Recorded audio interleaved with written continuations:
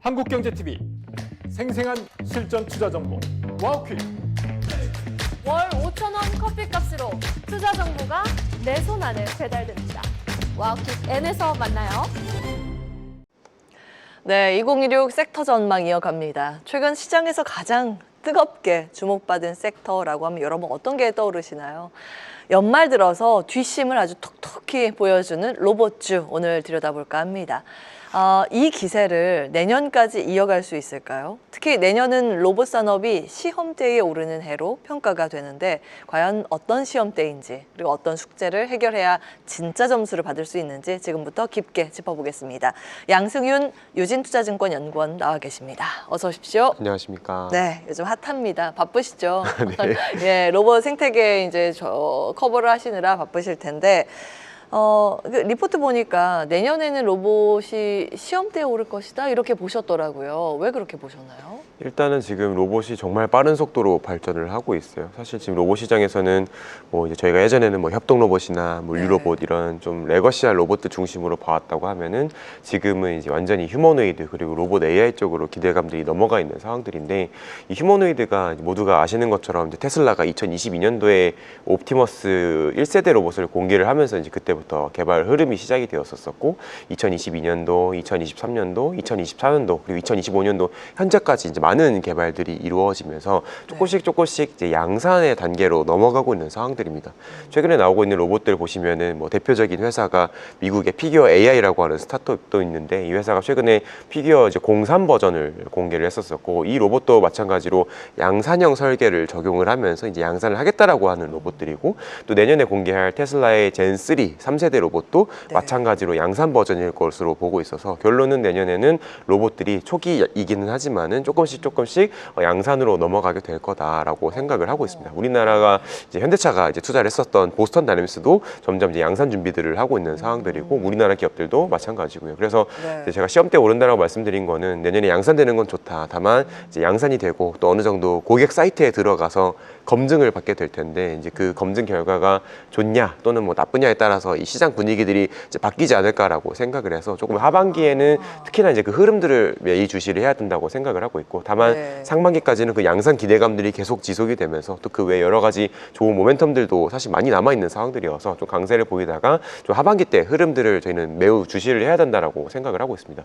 사실 예전에는 제가 좀 이제 아직 로봇이 멀었다라고도 생각을 많이 했었어요. 뭐 AI도 그렇고 기술력 관점에서 가야 될 길이 많다. 요소 기술 충분히 더 발전을 해야 된다. 이렇게 생각을 했었지만은 요즘 거의 아침에 눈을 뜨고 일어나면 기술이 바뀌어 있는 상황들이어서 이 페이스, 이 속도라고 하면은 저희가 뭐 하반기에도 크게 걱정할 이 필요는 없겠다라는 생각을 갖고 보고 있습니다.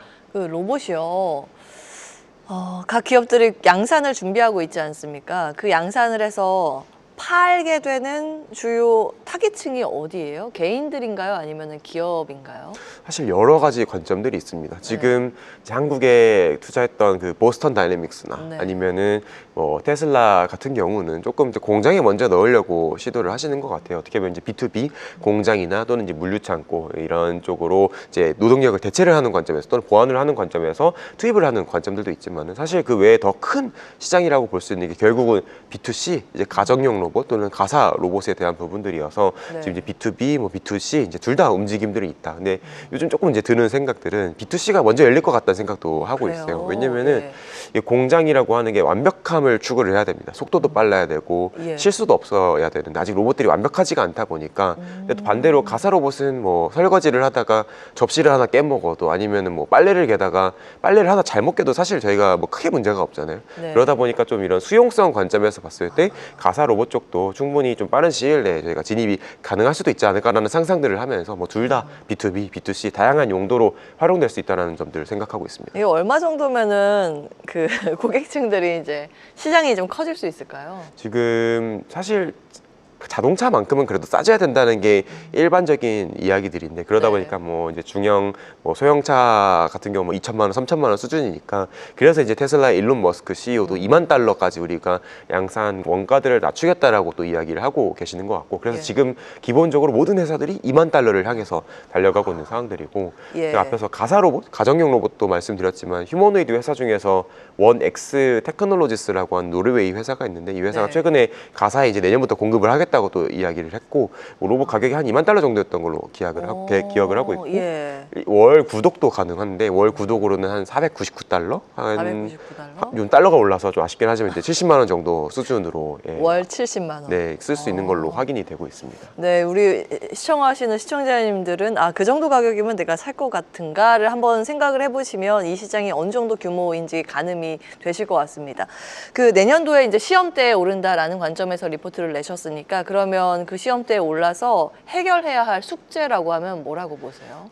일단은 저희가 상용화 그리고 이제 양산 관점에서 사실 꼭 극복해야 될 난제가 뭐 여러 가지 있긴 하지만은 이제 저희가 두 가지 정도 이제 꼽아서 말씀을 드리고 있고 하나는 손 그리고 또 하나는 AI다라고 이야기를 드리고 있습니다. 손 AI, 예. 손이 일단 매우 중요한데 지금 요즘 이제 유튜브나 또는 뭐 여러 영상들을 통해서 로봇들이 뛰어다니거나 뭐 복싱하거나 이제 이런 모습들이 많이 나오고 있는데 사실 뛰어다니거나 복싱하는 로봇을 저희가 필요로 하지는 않거든요. 그렇죠. 뭔가 저희 대신 뭔가 노동을 해주거나 작업을 대신해줄 존재가 필요해서 로봇을 개발을 하는 건데 그 작업을 하기 위해서는 뭐가 필요하냐 했을 때 사람도 결국은 작업을 다 손으로 하기 때문에 로봇도 이제 손이 중요하다라는 관점에서 지금 손 개발들이 이제 가속도가 붙고 있는 상황들이고요. 네. 뭐 우리나라에서도 뭐 여러 이제 스타트업이나 이제 여러 상장 기업들, 로보티즈나 뭐 원익 로보틱스, 뭐 테솔로 뭐 등등등 다양한 기업들이 이제 손들을 이제 개발을 하고 있는 상황들이고, 근데 손이 이제 물론 그 여러 가지 뭐 모터가 들어가고 해서 구동하는 장치이기도 하지만은 예. 제가 요즘 강조 드리는 거는 이 손이라고 하는 게 단순히 그런 하드웨어 껍데기가 중요한 게 아니라 오히려 이제 감각기관들이 많이 필요해질 거다라고 생각을 하고 있습니다. 왜냐면은 네. 이 작업 또는 조작이라고 하는 것들은 결국은 물체와 물리적인 상호작용을 필요로 하는 것들인데 상호작용은 결국은 뭔가 이 감각기관을 통해서 저희가 컨트롤을 해야 된다는 이야기여서 예. 앞으로 이제 로봇 쪽에서 좀 저희가 풀어가야 될 숙제로는 손 자체도 중요하지만 오히려 이제 여러 감각기관들을 만드는 것들 뭐 대표적으로 뭐 시각에 해당하는 뭐 카메라 센서라든지 아니면 뭐 촉각에 해당하는 그런 촉각 센서들이 앞으로 이제 중요해질 거다라고 보고 있고 뭐 그 중에서도 지금 아직 상용화되지 않은 센서가 딱 촉각 센서이기 때문에 뭐 지금 화면에서 보시는 것처럼 에이딘 로보틱스 같은 우리나라 이제 비상장 기업들이 만들고 있는 이런 촉각 센서에 대한 관심들을 좀 가져볼 필요가 있겠다라고 생각을 하고 있습니다. 비상장사예요? 아쉽네요. 예. 뭐 지금 이제 상장도 투자이트가 준비하고 나올 있습니다. 뻔했는데 상장을 준비하고 네, 있다고요? 이름이 뭐라고 하셨죠? 에이딘 로보틱스입니다. 에이딘 로보틱스. 에이딘 로보틱스 상장을 준비하고 있다고 합니다. 촉각 센서 네. 관련 기업이고, 그러면 카메라 센서는 기존의 휴대폰 카메라 센서 기업들인가요? 네, 일반적으로 지금 이제 휴대폰 카메라나 아니면 이제 일반적으로 쓰고 있던 저희 그 카메라 센서들을 지금 활용을 하고 있는 상황이어서 뭐 예. 카메라 센서도 근데 사실 수요는 엄청 늘어날 겁니다. 왜냐면은 로봇 한 대당 머리에만 카메라 센서가 한 6, 7개 들어가기 때문에 일단 센서 소요가 늘어날 거고 뭐 휴머노이드 대수가 뭐 앞으로 몇 대가 될지 모르겠지만은 예. 뭐 100만 대, 1000만 대 뭐 그 이상으로 간다고 했을 때 또 새로운 시장이 열리는 것들은 이제 맞다라고 생각을 하고 있습니다. 예, 그런 관점에서 그러면은 거기에 관련돼 있는 기업까지 풀어주시면 더 좋을 것 같고, 로보주 전체에서 그러면 어떤 기업에 주목을 해야 하는지 투자 포인트 한번 정리해 볼까요? 네, 일단은 지금 로봇 관련해서는 저희는 계속 부품 관련된 기업들을 주목을 해서 말씀을 드리고 있습니다. 그 이유는 이제 말씀드린 바와 같이 양산의 시기가 다가오고 있는 상황들이고, 사실 한국에서는 뭐 휴머노이드 관련해서 뭔가 아직 두각을 나타내고 있는 기업은 아쉽게도 없는 상황들이다. 뭐 피규어 AI나 아니면 테슬라 이런 기업들이 더 주목을 받고 있는 상황이고, 이제 그러다 보니까 조금 우리가 단기적으로 접근해 볼 수 있는 거는 결국은 그 로봇들의 완제품에 들어갈 이런 부품 공급망들이다 이렇게 생각을 하고 있고, 뭐 부품 관련해서는 항상 강조를 많이 드리는 게 액추에이터가 이제 중요하다. 다만 액추에이터라고 하는 것도 여러 요소 부품들로 이루어져 있기 때문에 뭐 그중에서 모터나 뭐 감속기 이런 요소 부품들이 있지만은 저희가 주목하고 있는 건 기술 진입 장벽이 높은 감속기이기 때문에 우리나라에서 감속기를 하고 있는 뭐 대표 기업인 뭐 SPG라든지 또는 뭐 SB테크 같은 기업들이 조금 앞으로 이제 어떻게 성장을 그려가는지가 이제 중요해질 거라고 생각을 하고 있고요. 마찬가지로 센서도 중요하니까 앞서서 말씀드린 그런 상장하는 그런 기업에도 내년 이후에도 IPO가 많이 늘어날 거기 때문에 이런 IPO 쪽에서도 대응이 이제 필요하다라고 보고 있고, 또 한 가지 예. 축은 자 우리나라에서 지금 휴머노이드 준비를 하고 있는 게 현대차가 투자했었던 보스턴 다이내믹스이고, 결국 보스턴 다이내믹스는 현대차가 또 여러 가지 관여들을 하면서 양산 준비들을 해갈 거기 때문에 거기서 수혜해 볼 수 있는 건 결국은 현대차의 기존의 뭐 자동차 쪽에서 부품을 담당을 했었던 이제 그런 그룹사들이나 또는 이 그룹사들의 협력사 쪽으로 또 기대감들이 앞으로 계속 높아질 수 있다. 뭐 최근에도 이제 관련주로 꼽히면서 뭐 삼현이라든지 아니면 예. 한국 PIM이라든지 이런 기업들이 이제 최근에 좀 주목을 받고 있는 이유가 이런 현대차 관련된 밸류체인 때문이다라고 이해를 해주시면 좋을 것 같습니다. 삼현이랑 하나 뭐였죠? 한국 PIM이랑 한국 PIM. 네, 그 외에도 네. 다 많은 기업들이 있습니다. 이제 워낙 협력사가 뭐 거의 수천 개에 이르실 테니까 거기에 관련돼서 대표 기업이 이제 그렇게 보시는 거고 그 외에도 뭐 네. DIC라든지 DIC. 뭐 다양한 기업들이 최근에 주목받고 있으신 것 같습니다. 종목 힌트가 많이 나왔네요. 이게 지금 감속기 SPG, SBB테크 말씀 주셨고 현대차 그룹사, 삼현, 한국 PIM, DIC까지 네. 말씀 주셨는데 이게 장기적인 관점으로도 볼만한 기업이라고 보시는 거죠? 결국은 로봇이 양산이 되고 그렇게 예. 되면 부품 수요가 늘어날 거니까 뭐 휴머노이드 시장이 100조가 된다라고 했을 때 최소 관련된 부품 시장은 그래도 50조, 70조까지는 올라갈 수 있다라고 네. 이제 생각을 하고 있고 러프하게 보실 때는 이제 현대차가 지금 2028년도 목표로 해서 미국의 로봇 양산 공장을 설립을 하고 있는데 뭐 그걸 다 이제 아틀라스 휴머노이드로 만든다고 3만 대를 가정을 하면은 1만 대당 뭐 액추에이터 기준으로 봤을 때 한 3천억씩 매출이 나오지 않을까라고 생각을 하고 있어요. 왜냐면 예. 액추에이터가 하나당 100만 원이라고 가정을 하고 예.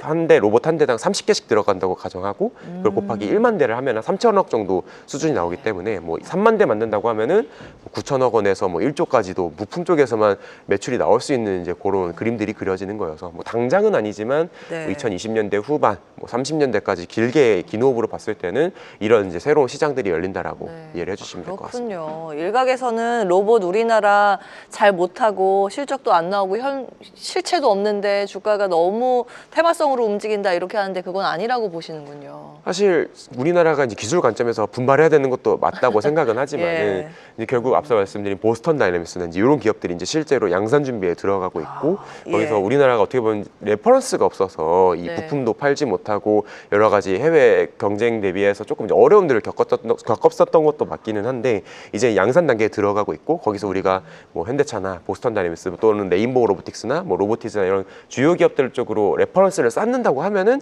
예. 이제 시작점에 설 수 있다. 출발점에 서고 그 이후에 이제 일본이나 뭐 독일과 같은 이제 그럴 글로벌 국가들과 이제 경쟁을 할 수 있는 그런 기회들이 충분히 저희는 바라볼 수 있다라고 생각을 하고 있습니다. 자, 한 1분 정도, 30초 정도 남았는데 내년도 그러면은 이제 가장 중요한 투자 포인트 간략하게 팁을 주신다면요. 결국은 내년까지는 계속 부품 관련된 종목들 중심으로 대응을 하셔야 된다. 왜냐면은 앞서 말씀드린 것처럼 양산에 들어갈 거고 양산 관점에서 어떤 공급망들이 어떤 밸류체인들이 형성이 되는지가 이제 중요해지는 부분들이어서 로봇에서 핵심이라고 꼽히는 뭐 반도체부터 배터리, 액추에이터 그리고 센서까지 이제 관련 기업들이 어떤 기업들이 있는지를 보시면서 투자 대응이 필요하다고 보고 있고 현재로서는 아무래도 액추에이터가 로봇에서 차지하는 비중이 높다 보니까 계속해서 액추에이터와 뭐 안에 들어가는 감속기, 모터 관련된 기업들이 유효하나 뭐 중장기적인 관점, 뭐 5년, 10년 관점에서는 앞으로 액추에이터보다는 이제 센서라든지 아니면은 AI 또는 반도체 같은 인지 판단의 영역에 대한 수요들이 더 늘어날 거기 때문에 긴 호흡에서는 오히려 뭐 센서나 뭐 배터리 또는 칩 관련된 기업들까지도 폭넓게 보시는 거를 저희는 선호해서 말씀드리고 있습니다. 반도체까지 짚어주셨습니다.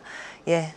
이제 로봇 시장이 개화를 본격적으로 할 전망으로 연관돼 있을 투자 포인트들 정리해봤습니다. 양승윤 유진투자증권 연구원 함께했습니다. 말씀 고맙습니다. 감사합니다.